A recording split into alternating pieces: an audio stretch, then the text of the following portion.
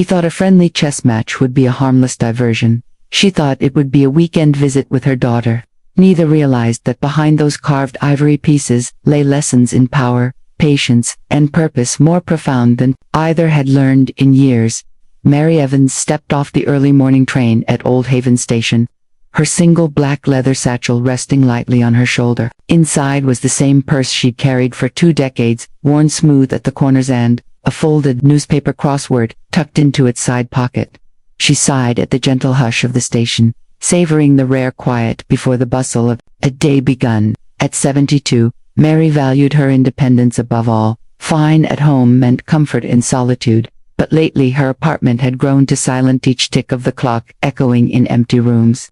So she had finally agreed to visit her daughter Tanya, even though Tanya warned her the Prescott estate was not exactly a country cottage. Moments later, Tanya's silver SUV wound up a long driveway flanked by perfectly trimmed boxwood hedges and late summer hydrangeas. The mansion's red brick facade and towering white columns made her feel like Alice stepping into a world she'd never truly known. Inside, every surface gleamed, floors so polished you could see your reflection, walls scented faintly with lemon polish and aged paper. Tanya issued her mother a rapid-fire etiquette briefing: no shoes on the Persian rug, don't touch the antique mirror near the stairs, absolutely no questions about the locked study on the second floor. Mary nodded, amused. Politeness has never been my problem, she quipped. Setting down her bag by the kitchen door, drawn by a shaft of sunlight in the sunroom, Mary paused at a low table crowned by an elegant chessboard, dark walnut and ivory. Squares gleamed. Carved rosewood pieces stood mid-game, White's queen poised for attack. She tilted her head, admiring the craftsmanship, when a voice murmured behind her, "Quite an opening, isn't it?" She turned to see Nathan Montgomery, the estate's owner, step forward. He was tall and impeccably dressed in a cream cashmere sweater and charcoal slacks. His silver hair was trimmed close. His blue-gray eyes surveyed Mary with polite curiosity. "I used to play," Mary said, brushing a lock of white-streaked hair behind her ear. Nathan strolled around the table, fingertips grazing the carved knight. "Care for a match?" she offered, seating herself in the habak chair. He paused, then rapped a fingertip on the ivory king. "I'll play white," he said. "Please, go ahead." Tanya hovered with a tray of freshly brewed tea. Nathan waved her off. "Just a game," he said, voice low. As she poured tea, Mary considered her opponent, a technology billionaire with a global empire. Nathan rarely permitted distractions, yet here he was, calmly accepting her invitation. The first pawn moved e4, an assertive opening. Mary responded with knight 2, f3, then bishop, 2c4, her hands steady, her mind alert. As the mid-morning sun shimmered across the board, Nathan's rigid posture softened. His moves were precise and textbook, reflecting strategic rigor but little imagination. Mary countered with patient ingenuity: rook to e1, pawn 2d3 each, play revealing her quiet confidence. Tanya retreated to a corner to tidy magazines but kept stealing glances at her mother, whose cheeks colored with the thrill of competition. Half an hour in, Nathan's brow furrowed as Mary advanced her queen's knight. "You're defensive," he said, voice curious. Mary leaned back. "Defense creates opportunity," she replied. From behind her calm facade flickered decades of experience teaching Sunday school, raising 2 children, navigating the sudden loss of her husband. Chess had been her refuge, a way to sharpen her mind when her life felt adrift. Nathan made an aggressive thrust, queen to h4, threatening a quick end. Tanya gasped. Mary merely smiled, sliding her knight to g5 and deflecting the threat. "Check," she said quietly. Nathan blinked as his kingside defenses shuddered. The other pieces clicked around him in hasty retreats.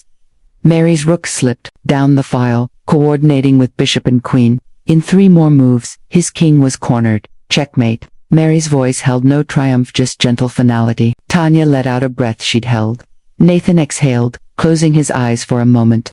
When he opened them again, he offered Mary his hand. "Well played," he said. "I've never lost so decisively." They shared a soft laugh. Nathan stood and extended an invitation. "Lunch, my treat. I'd like to hear how you learned to play like that." Mary gathered her satchel and rose. "I'd love to," she replied. They walked through the mahogany-paneled hallway into the formal dining room, where a long oak table awaited. Plush chairs accommodated only 6. The rest of the china cabinet stood silent witness. The private chef presented artfully plated chicken breast with roasted root vegetables and wild rice. Conversation flowed easily. Nathan confessed he'd buried himself in work after losing his wife 5 years ago. Mary admitted she'd rediscovered chess on lonely nights after her husband's death. Over small bites and sips of iced tea, they found unexpected common ground in loss and resilience. After dessert, lemon tart with a whisper of mint, Nathan proposed a second game. They returned to the sunroom, where midday light now fell softer across the board. He opened with pawn to d4, determined to redeem himself. Mary countered, steady as ever. The tempo increased. Both players moved faster, revealing instinct over calculation. Mary's hand hovered over her knight, waiting for just the right moment. When it came, she pinned his bishop and sent his rook tumbling. Checkmate, she repeated, this time with a hint of a smile. Nathan laughed, a rich sound that filled the room. You're merciless, he admitted, offering her tea. That's the benefit of age and practice, Mary said. But I don't want to crush your spirit.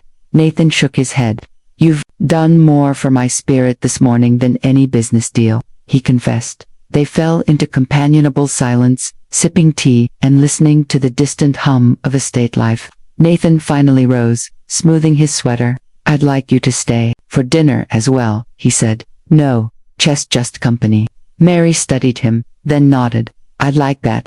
That evening, Mary lounged in her guest suite, the night air drifting in through a half-open window scented with gardenias. Tanya checked on her before bed, fussing over pillows and blankets, but Mary merely smiled. I feel more awake than I have in years, she whispered.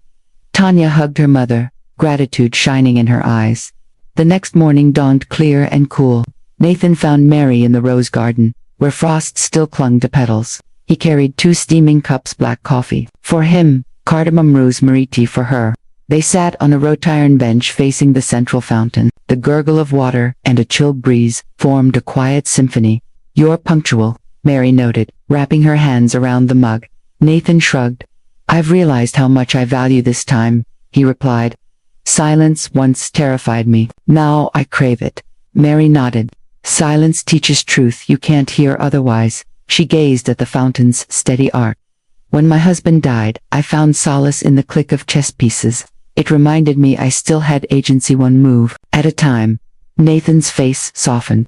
I lost my wife to a sudden illness. I threw myself into acquisitions and boardrooms, telling myself control would fill that void. It never did. Mary set down her mug. You invited me here as a courtesy. I wonder what you'll learn if you invite the broader world instead of hiding behind these walls. He regarded her intently. I want to use this place differently. I have resources, lend staff, influenced, but I haven't found a cause that felt real. Mary tilted her head. Open this house to the community. Share its beauty and its lessons. Perhaps with something you and I both know. Chess. Nathan's eyes brightened. A community chess program. Kids who wouldn't otherwise have access. A place where they learn foresight, patience, resilience. Mary smiled warmly. I'd be honored to run it for you. That afternoon, the grand sunroom was transformed. Beneath a vaulted ceiling, rows of sturdy tables and 20 handmade chessboards gleamed. Walls once bare, now bore banners. Think ahead, patience over impulses, every move matters. Teenagers from nearby towns filed in. Marcus from the housing projects. Panels of worry lining his forehead. Joy from the mechanic's garage, sleeves rolled up from fixing lawnmowers. And Miriam, a bright-eyed 8th grader, who devoured puzzles by flashlight. Mary stood at the front, Tanya at her side, Nathan observing quietly from the back with a box of pastries. Mary addressed the group. Welcome. Today we begin not just a game but a lesson in life. She paired Miriam against Mary herself. As the pieces clicked into place, the room settled into an expectant hush.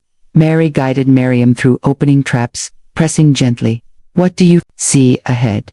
Miriam's eyes brightened. Pawn to c4. The first move, a sign she was already learning. Meanwhile, Nathan circulated among the students, offering words of encouragement. When Marcus hesitated, Nathan asked, "What does this position tell you?" Marcus shrugged, but with Nathan's gentle prodding, he advanced a knight and found a winning fork. Grins spread across his face. Cheers erupted. Over the next week, word spread, enrollment soared.